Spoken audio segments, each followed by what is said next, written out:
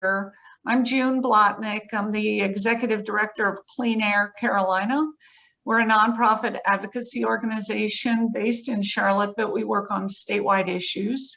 And our priorities are air pollution, climate change, and environmental justice.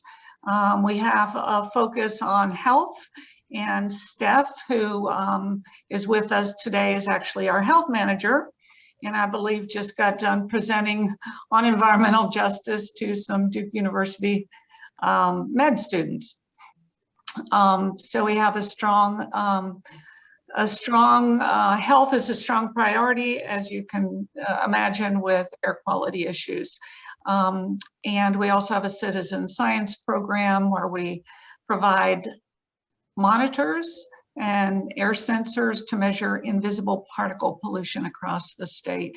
So you can learn more about us at cleanaircarolina.org, but I've been the director for the last 15 or 16 years. So I do thank you for coming, and that is my introduction. I'll introduce Heather and Ryan in a minute, but the purpose, if you're supposed to be in greeting our facility, so hopefully you're in the right one, breakout session. And this is so important because we have a lot of, I looked online, there were 25 congregations in North Carolina that have solar. At least that was on North Carolina Interfaith Power and Light's website.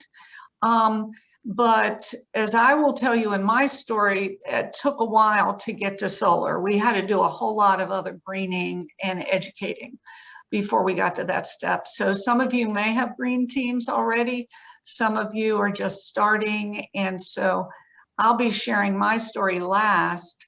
But before that, we have Heather, and Heather Bullock, I'll just introduce her, is the Energy and Sustainability Coordinator with the City of Charlotte. She measures and ensures progressive energy and sustainability targets for city-owned facilities. So one of the things we had to do was get an energy audit at our church before we did anything else.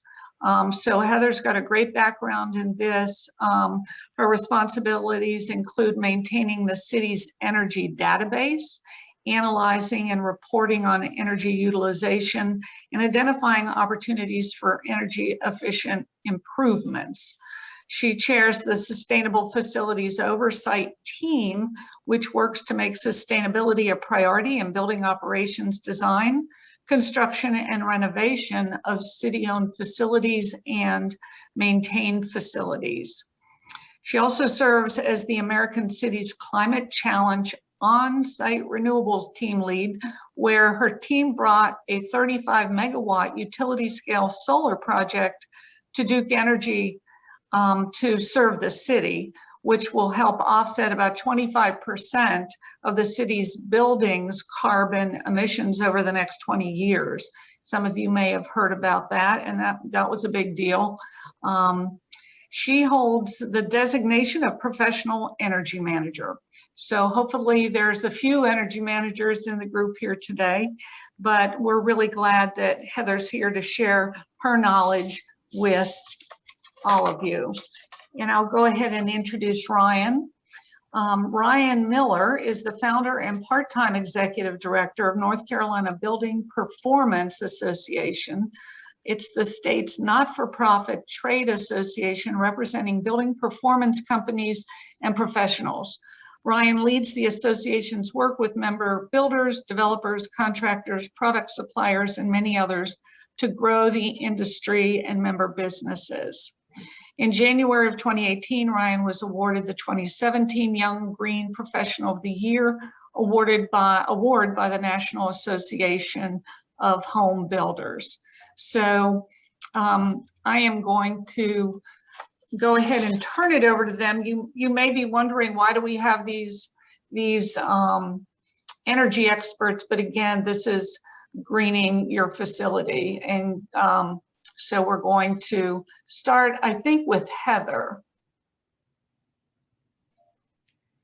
Good afternoon. Hold on one 1 second. Let's see. Can you all see that? Mm-hmm. Okay, awesome. Good afternoon. My name is Heather Bullock, Energy and Sustainability Coordinator with Facility Operations and General Services Department of the city. So I'm really on our operations side and looking at all of our many different types of facilities. And I'm here to talk to you today about a little bit about benchmarking, and I'll talk a little bit more about that in a minute.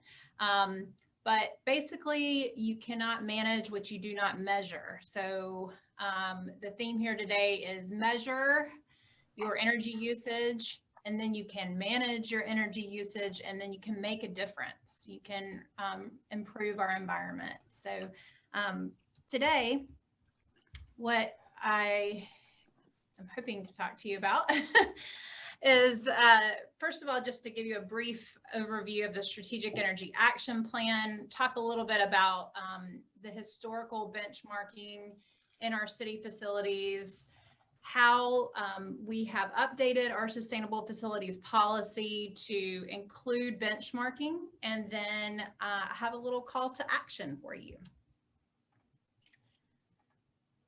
So the Strategic Energy Action Plan, the goals of the Strategic Energy Action Plan are to strive to source 100% of municipal energy use in buildings and fleet from zero carbon sources by 2030. It's a pretty big goal. This was brought to the Strategic Energy Action Plan came out of that goal. And all of our many awesome stakeholders that have come and told the city what we need to do and that we need to take climate action now. That's how this Strategic Energy Action Plan came together. And we are striving to become a low carbon city by 2050. And that's where I am going to ask you to help us. So stay tuned for that at the end. So the focus areas of the Strategic Energy Action Plan include buildings, transportation, so moving to electric vehicles, energy generation, so we're working with Duke Energy on greening all of their different energy sources, and providing an equitable workforce development program. And so those are really our key focus areas. So from the Strategic Energy Action Plan, and with those very audacious goals, we figured out that even though we've been doing a lot to reduce energy consumption in our city buildings for a very long time, we have more to do. And we have all of our new buildings are very energy efficient, and we're doing a great job with that, but most of our buildings are existing buildings, and that's true of any organization. And so we wanted to focus on how can we make our Sustainable Facilities Policy even better. And so really where I'm going to talk about today is the pieces of that I want to focus on are reducing energy consumption, obviously, and providing a mechanism to track our progress toward our 2030 zero carbon buildings goal. So as I said, historically, the city, and specifically facility operations or building services division, has really been striving for energy reduction for a long time. So you can see in this graph right here, we have reduced what's called the EUI. And what that EUI is basically energy usage per square foot. So that's kind of like a miles per gallon for buildings. And you can see our energy usage has gone down significantly since 2003, but we need to strive for more. And so to do that, we have the Sustainable Facilities Policy, which calls for benchmarking. And so like you see here in this graph, this is a benchmarking platform. And it's basically just showing your energy usage over time so that you can find areas for improvement. And this is our whole building portfolio, but what we do is we look at individual buildings. We compare fire stations to fire stations, and we compare police division stations to police division stations. So what we are wanting all of you to do is compare your community of faith, your building, to others. And I will show you, this is a project back in 2011 through Envision Charlotte, a partnership with Envision Charlotte, City of Charlotte, and UNC Charlotte, and several large businesses in the Uptown area, which was a benchmarking, basically a benchmarking program. And by showing and publicizing energy usage in these buildings, they realized a 19% reduction in building energy consumption. Well, we want to repeat that. And so to get to our 2050 goal, we need the community to come along with us. And so guys,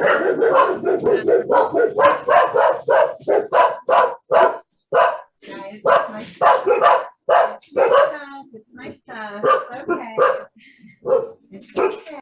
We would love to ask you to join us. So please start measuring and then managing and help us all make a difference. I would like to say that if you are interested in learning more about how to benchmark and an Energy Star portfolio manager, you can definitely reach out to me. And I'm hoping that through our external stakeholders, our strategic energy action plan, external stakeholder process, we'll be able to get that information out to you so that we can really start to see a difference in our community. Thanks so much. Thank you so much, Heather. It was a great opportunity to share information about the Strategic Energy Action Plan with the faith community if they haven't heard about it yet.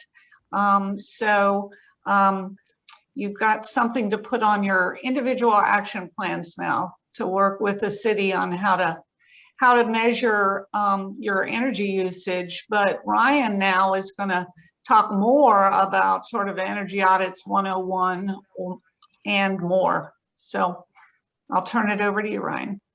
Okay, thank you. Can you hear me okay and see the screen? Yes. Okay, great. Thank you so much. So, well, thanks everyone for having me. Really appreciate the opportunity. Ryan Miller with the Building Performance Association. So we are your friendly, not-for-profit trade association for green building performance companies all over the state. We did think that it would be appropriate to kind of title the presentation, start with an energy audit. As June said in Heather's intro, that is definitely the starting point, and a lot of what Heather presented as well with the data about lowering their energy usage first before getting onto some of the other more fun projects, as we say sometimes, is definitely a good strategy. So I'm just going to reinforce that a little bit and provide some kind of practical steps for folks to take at your own places of worship and other types of buildings. So the first thing that I thought I would mention is to consider your building that you're thinking about as far as greening. A quarter pounder with cheese meal with give me a large Diet Coke, no ice. And maybe if you're also talking about your McDonald's order, put yourself on mute. No, whatever comes with it. See if we can find out who that is.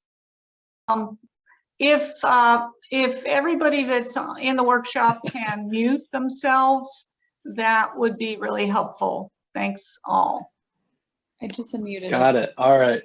Yep. Thanks for the save there. Appreciate that. So where I was is when you're thinking about your own building and what you'd like to do as far as greening and energy usage goes, you think about your building as a system, but some folks may be a little unfamiliar with that concept. So think about first your house as a system.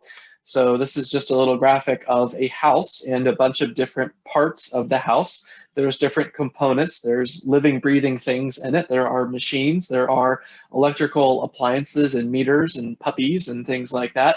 all of these things interacting really builds the house as a system sort of a philosophy. And so if one thing from that system isn't working very well, it's going to impact others. But if one thing also improves, that can also impact others. So what we talk about in building performance in green building is basically that concept so that we can help understand all the different things that interact. So specifically when we talk about greening a facility, greening a building, greening a home, we do want to consider the building, the environment, the mechanical systems are very important, and then the occupants, whether it's the folks that live there or the folks that are visiting there.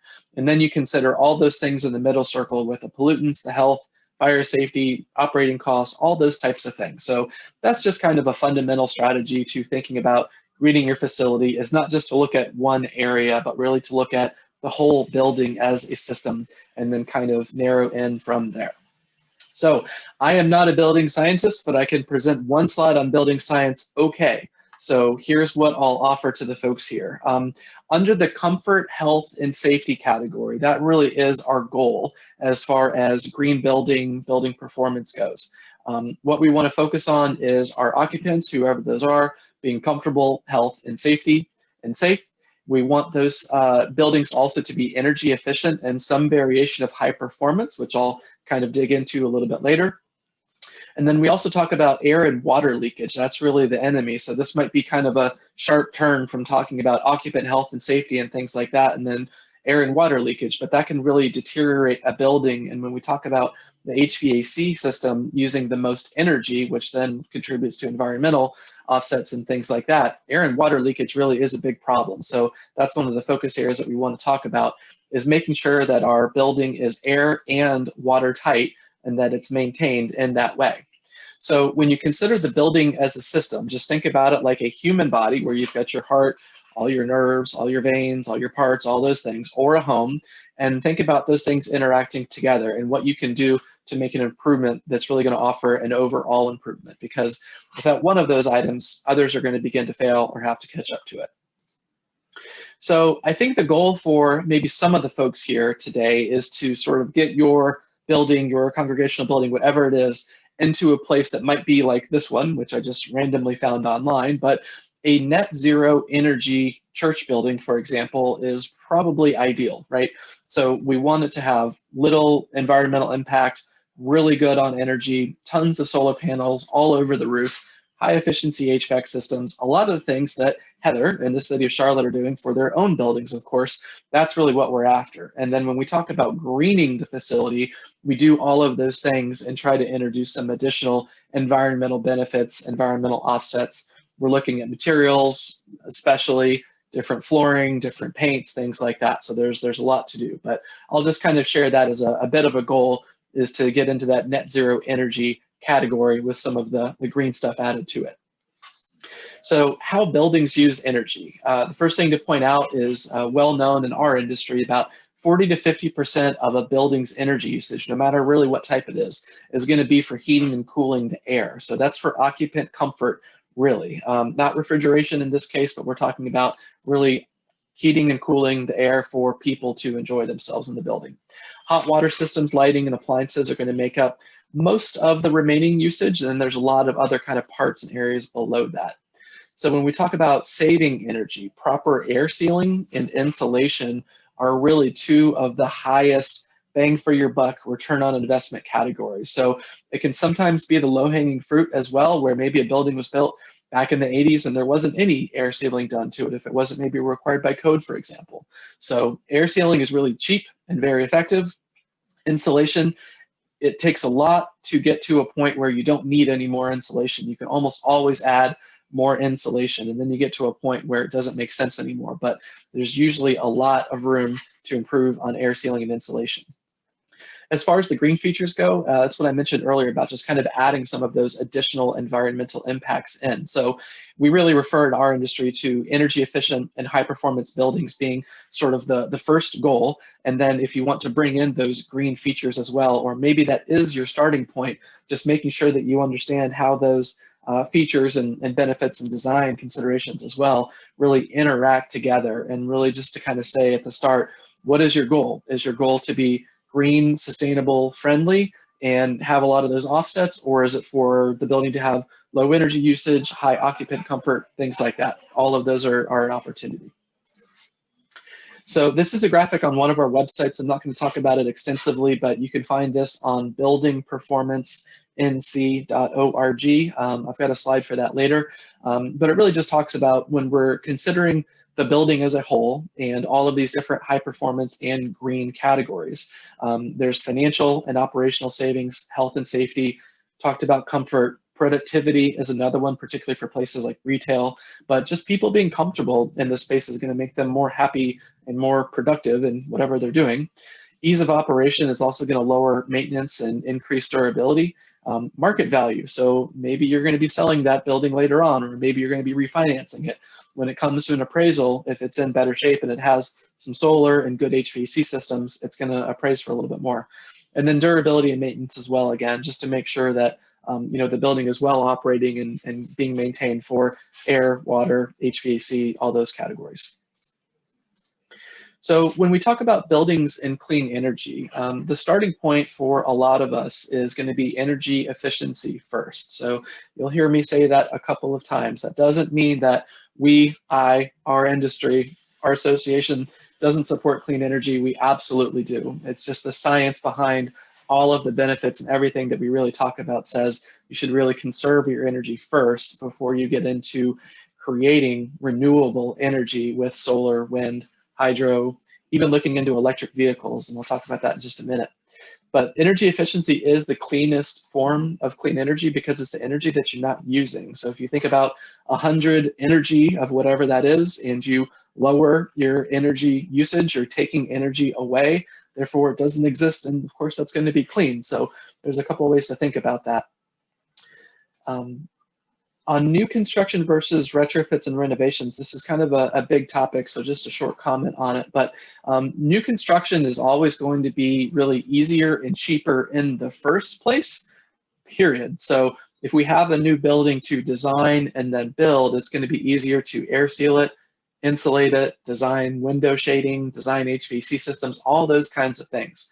When you get into retrofits and renovations, a lot of those things are also very, very doable, but some of that work is going to become, a little messy. Some of it's going to become specialty work. It may be more expensive. So if you are in a position to be considering a new building, that is absolutely the best time to consider all these things that Heather and I have spoken about so far.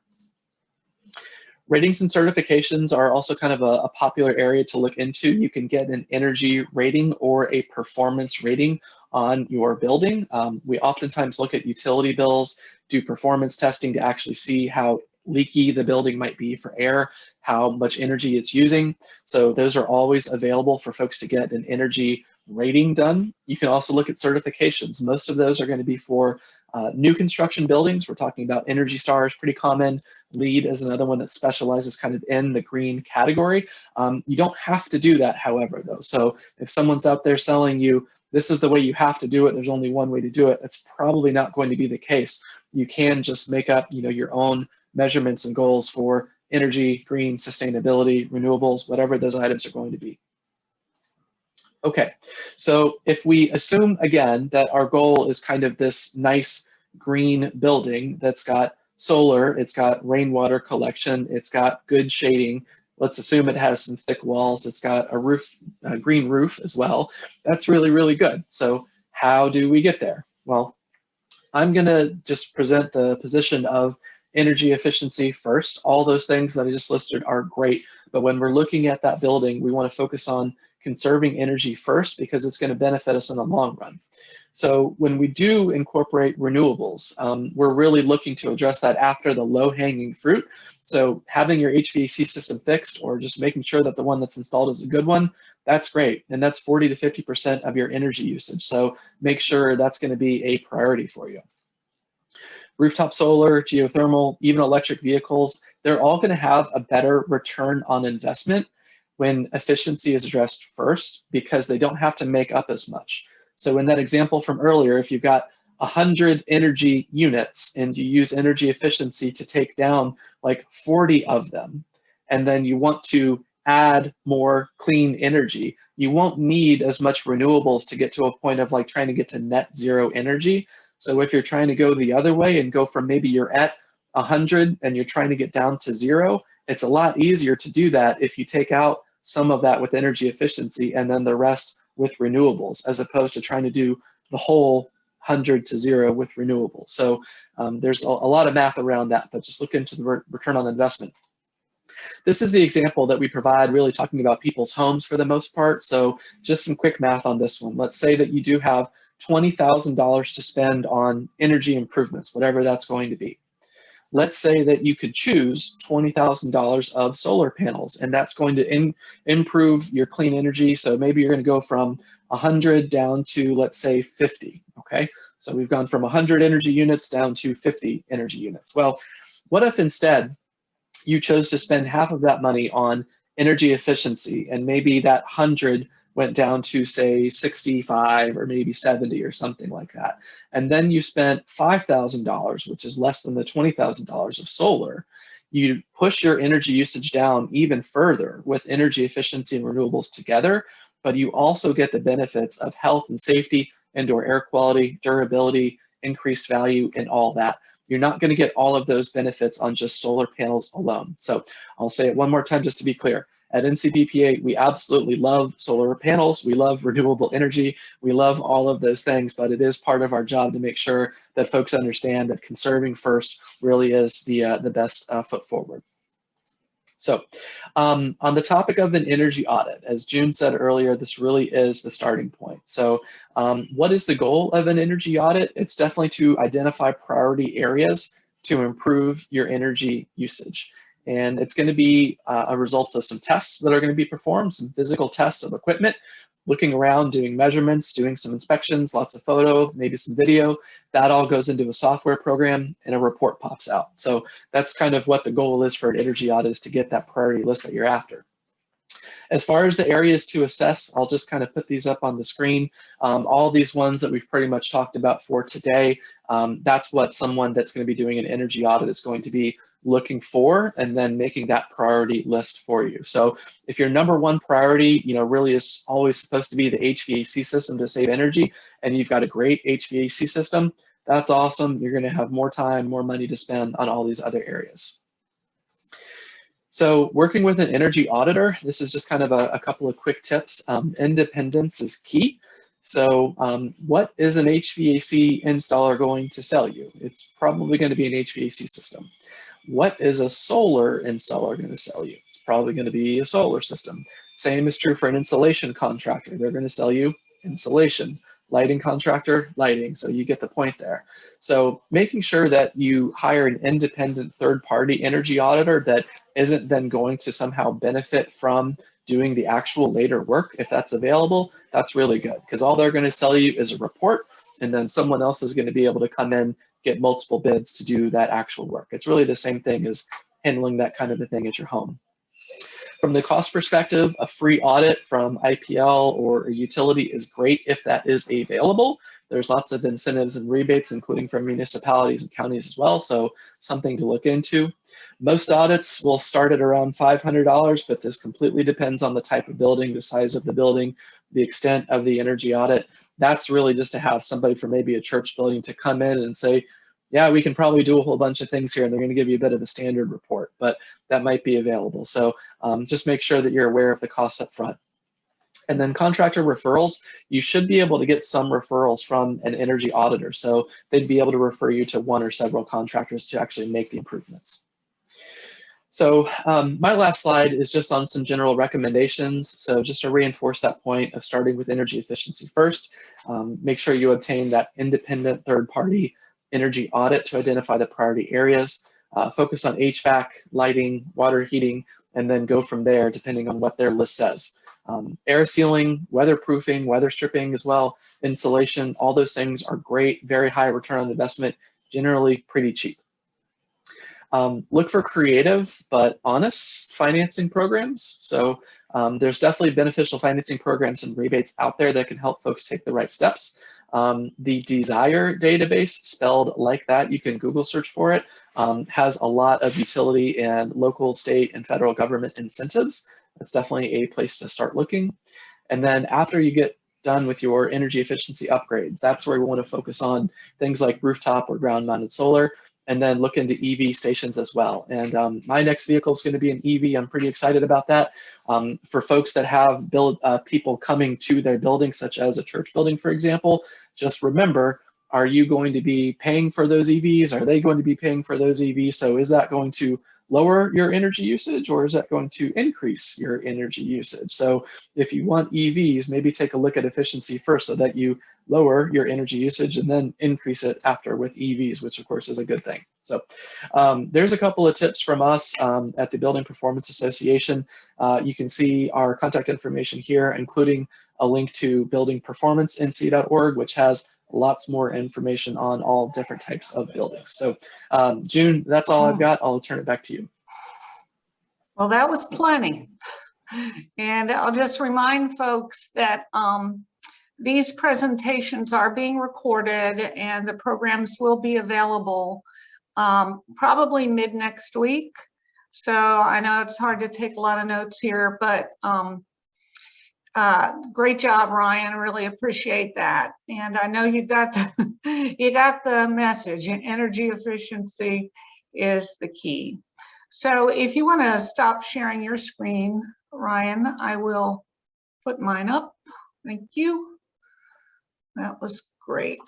All right. So I'm going to try to go through my slides fast. Are you able to see my slides? Yeah, okay. So what I'm going to do is just sort of give you a snapshot of what we did at the Unitarian Universalist community of Charlotte. And that I sort of oversaw this procedure starting like almost 6 years ago now. So, and we use the National Unitarian Universalist Association's program called Green Sanctuary. And a lot of denominations and faiths do have these kinds of programs. So ours, our program has been around for a while. So let me go to the next slide. Some of you may not know about Unitarian Universalism. I'm not proselytizing here, but it may be that one or two of you have no idea. So I just wanted to mention a little bit about UUs. Our beliefs are diverse and inclusive. We have no shared creed, but we have a covenant which includes principles which we hold as strong values and moral guides. Unitarianism and Universalism used to be separate, but they combined in the 1960s, I believe, and really look and embrace Western and Eastern religions both as we practice our faith. So that's enough about that. The Green Sanctuary program itself was started in 1989 by the UUA to address environmental pollution. It does provide accreditation and it guides congregations through a process of education, opportunity assessment, and discernment. And congregations create an action plan composed of measurable goals and must include some form of advocacy. And when we were going through the program, and it changes every now and then, there was a very strong focus on environmental justice. And we had to talk about what we were going to do in that area. And just about over 30% of congregations are accredited. So that's a big number, but there's not that many UU congregations in the country. Maybe we have about 1,000. So this is the timeline on our activities I wanted to show you. In January 2015, we formed a green team. I think we had, what was happening back then was the Clean Power Plan nationally was being proposed. And we learned about that and formed a green team with about 30 people. And we took the next 2 years to research the requirements and began implementing an action plan. And really one of the first things that we had to do before we even applied was to get an energy audit. So we took a couple years to really look at the programs and policies at our church. And then in January 2017, we applied for accreditation and continued working on the plan that we had submitted. And then a year and a half later, we began researching solar companies and embarked on a fundraising plan. And about 6 months after that, we received our accreditation as a green sanctuary program and celebrated our solar panels. Forgot to add that one. Some of the steps along the way, we looked at the current ways that our church was prioritizing conservation and sustainability in both its programming and its operations itself. We had to create action items related to 4 focus areas: environmental justice, worship, religious education, and sustainable living.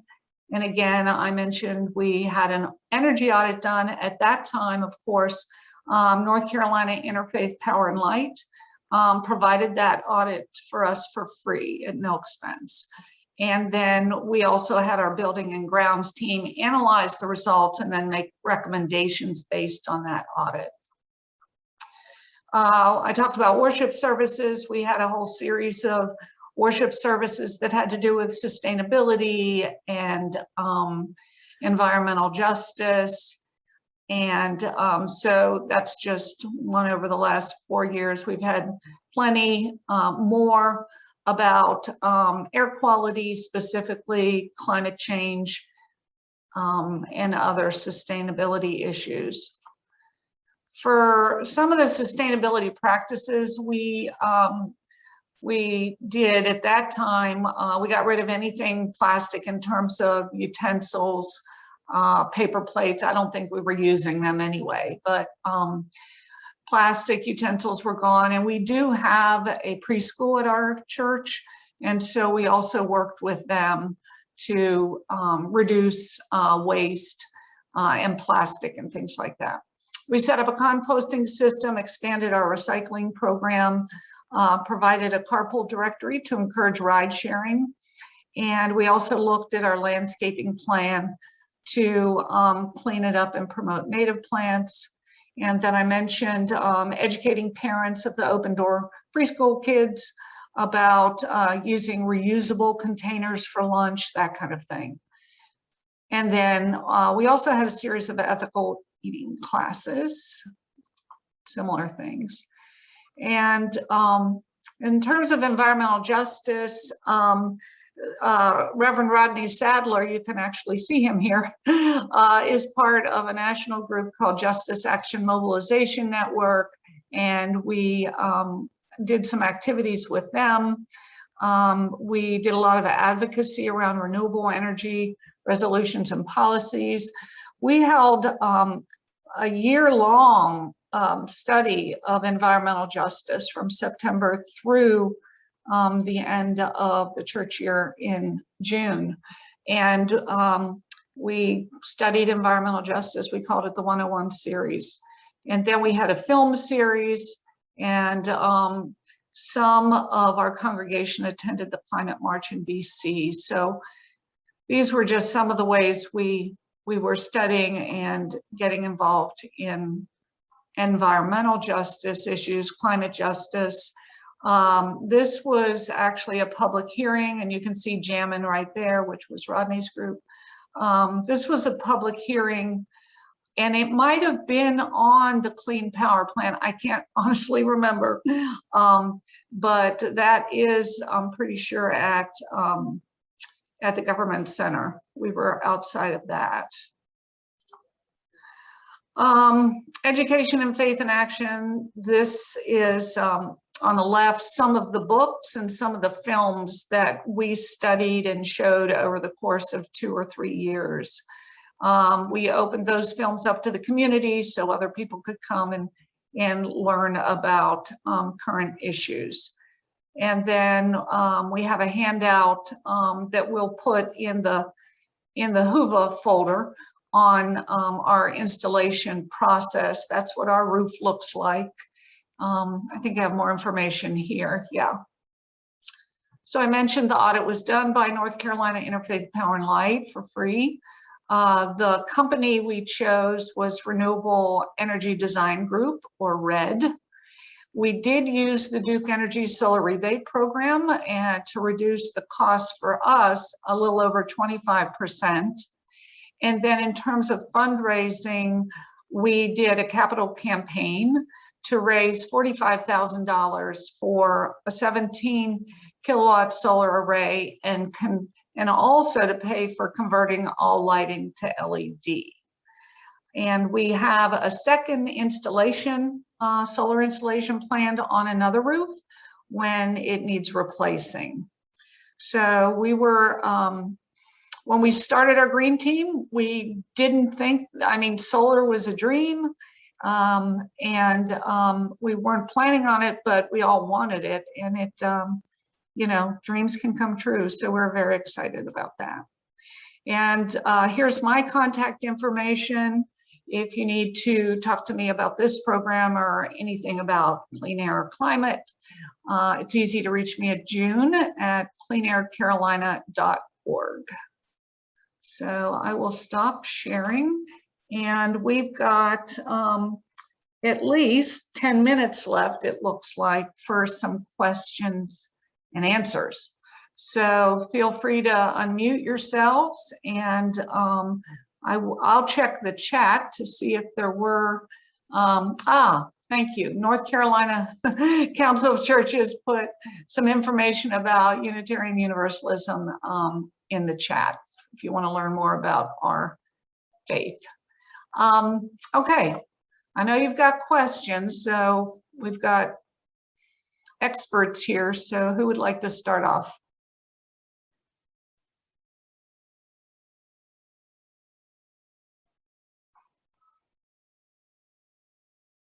Do we have any facility managers from houses of worship that might have questions? All right.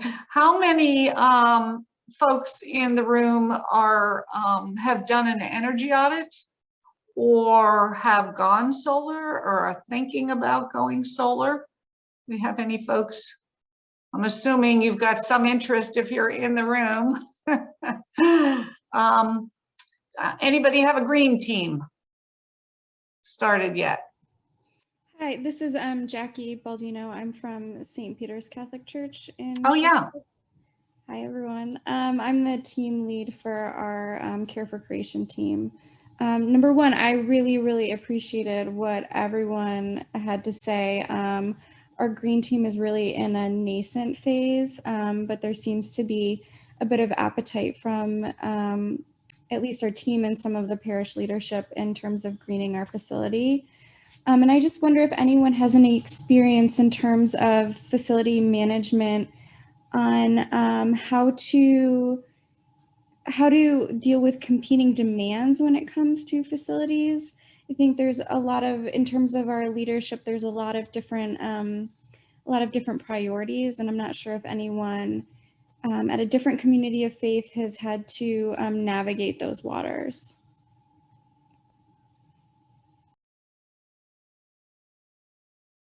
Or Ryan, you can weigh in here as well. Sure. I can just kind of speak generally to answer that question. It's a good one because it's something that everybody sort of deals with in all types of buildings.